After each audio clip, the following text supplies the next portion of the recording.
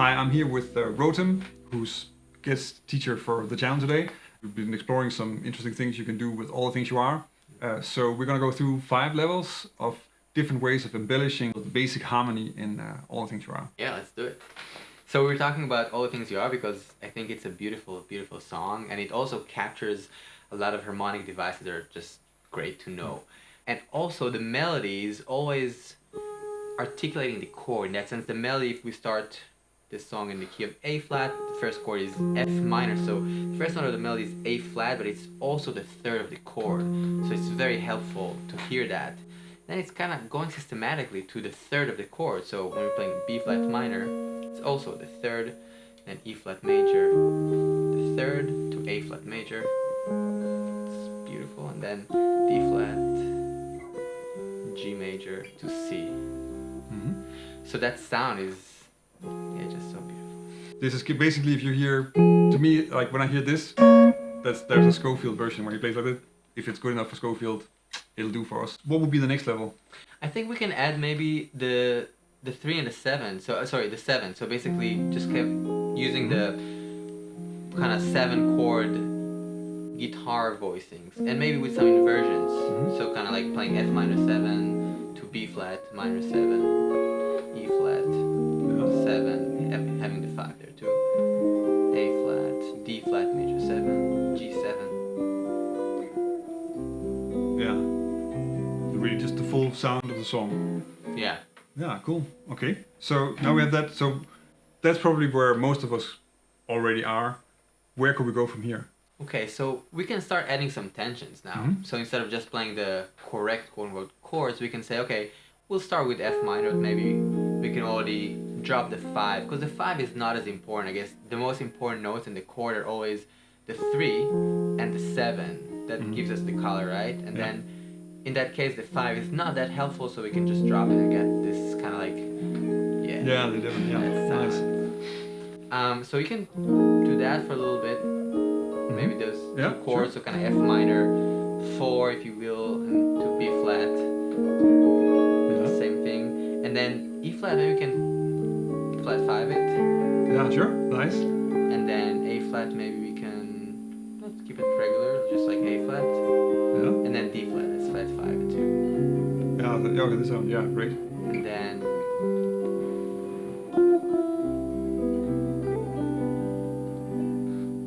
so yeah.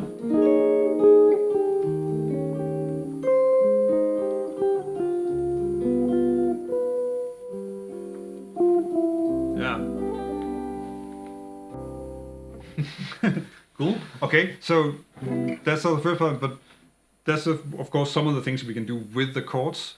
But what if you want to add maybe, because the song is really just long notes, right, or the same note. yeah. So if you want to add some more movement on those chords, how would you go about that?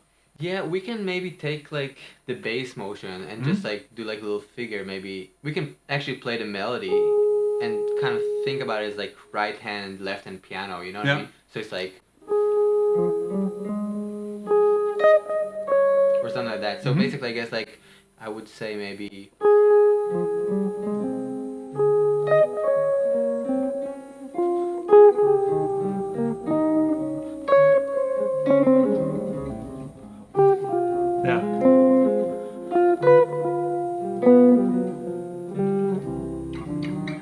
So basically what I'm doing, I'm keeping, I play a little slow, we can, but basically playing the third, the melody, and think about F minor.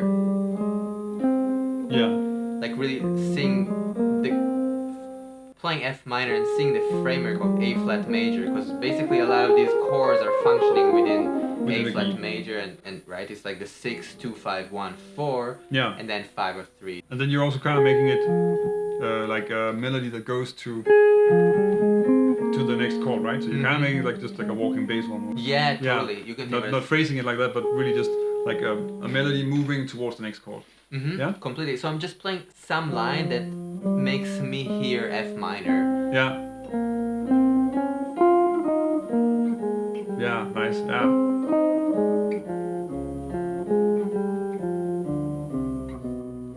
Yeah. Cool. Right, something then.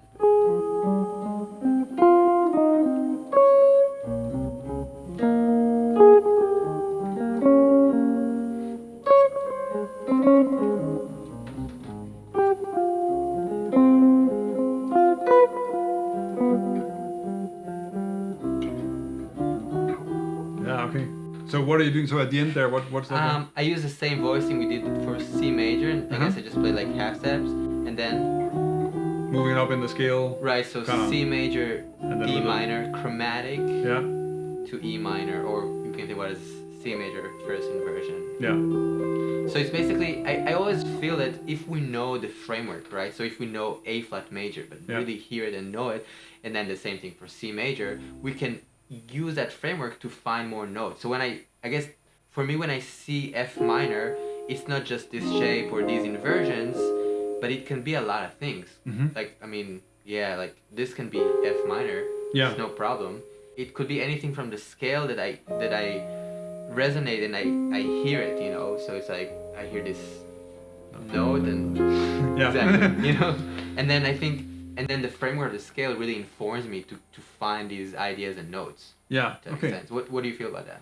Yeah, no, definitely. I mean, it's not like the whole concept of what a chord is really sort of when you're playing it, it becomes like very context sensitive. That sometimes you'll have in some chord progressions you can actually play one note and that will be your F minor kind of. It's almost down to this, right? Yeah. So it's but there are all these different things and it's not just like okay, this is F minor. It is indeed like okay, this is also F minor, different kinds of F minor, and it really just is about like how you're using it and what do you want to hear. Exactly. Finding all these options. Yeah, definitely.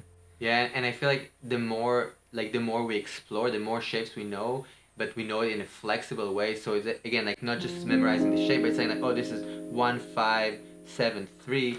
Then you know it makes sense. Like, oh, if I want to drop the 5 to the 4, then it's easy. It's not. I guess the more flexible things are, the more we understand them deeply, the more we can Yeah. create with them more. So But it's also so really with any chord shape you want to work with, you kind of start with a chord shape and then go, well, actually maybe for this one, I want to see what is out there, right? yeah, exactly. Yeah. And then just trying it, the ninth like, oof, the ninth Yeah. sounds so great here. Mhm. And then yeah. Yeah. Okay. Cool. So let's see. So now we're at the 4th level, Mm-hmm. and then the 5th level will be The 5th level, maybe I can try to just reharmonize it a little bit more extremely. okay. Yeah. Let me try a version or two, and I'll just try to create something that is more. I'm still gonna keep the melody, Mhm. but I'm gonna change the harmony a little bit. Yeah.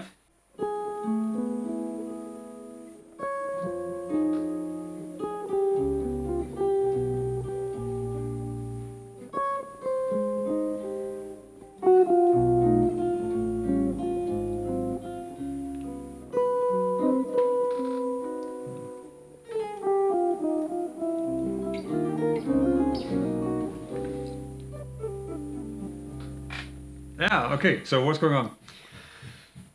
Good question.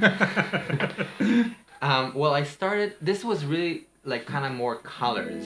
So I was Okay. thinking about the note, like the melody itself, and I was really thinking colors. It didn't really make sense in terms of like harmony in a way. Yeah. But I was just thinking about colors. This is all right. So what's So going actually, on? what you mean with that is like, so I think you might mean that's like you're listening to the first melody note and then you want to have a color under that. So you're just thinking, okay, this sounds like it should be the Yeah, I guess I would put it that way. So I right now because we just played it, Uh-huh. so I'm really hearing this F minor, Uh-huh. and I was trying to like challenge my ears a little bit. So I was like, okay, I don't want to hear F minor. So Yeah. I want to.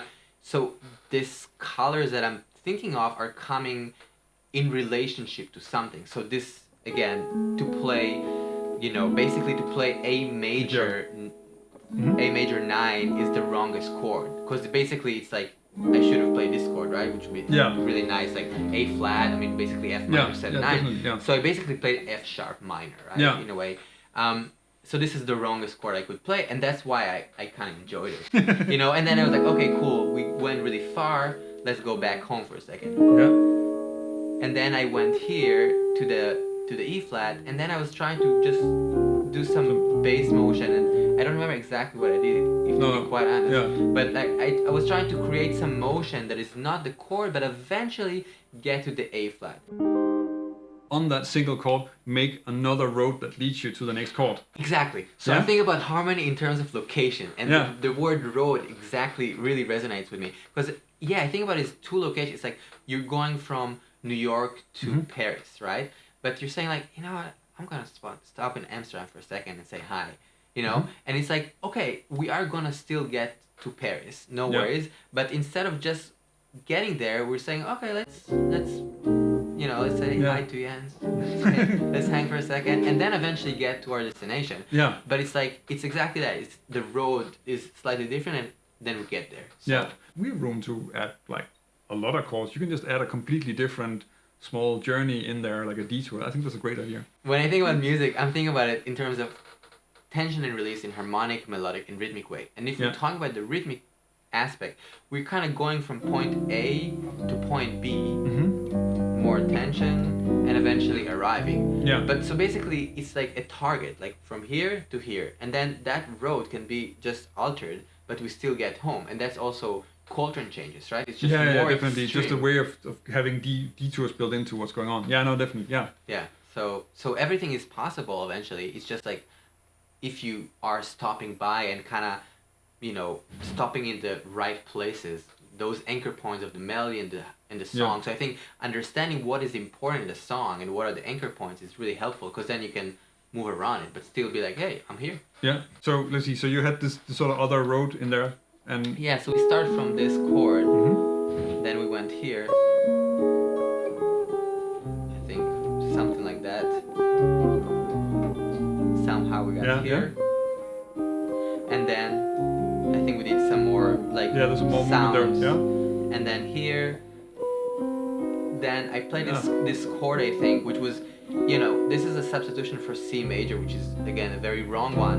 It's kind of like B major, Yeah. B, C diminished if you think about it, or Mhm. but basically there's just a lot of tension here that I enjoyed, and then I resolve it Yeah. to this like. Yeah. Oh yeah. So there's Eventually also just I was also see. taking another sort of detour quickly. Yeah. Exactly, something small, like short. I think this one, like, well, not in this place. Usually, I would sort of consider that like a diminished thing, actually. This one? Yeah. I guess, yeah, you're right. So, yeah. Yeah. I mean, Yeah. but I don't know. It's, No, you're right, it's a diminished, yeah. Yeah. Like a diminished major 7 or something. Yeah, like the The Bill Evans sharp four with diminished thing. Yeah. All that Yeah, yeah, sound, yeah. Okay, cool.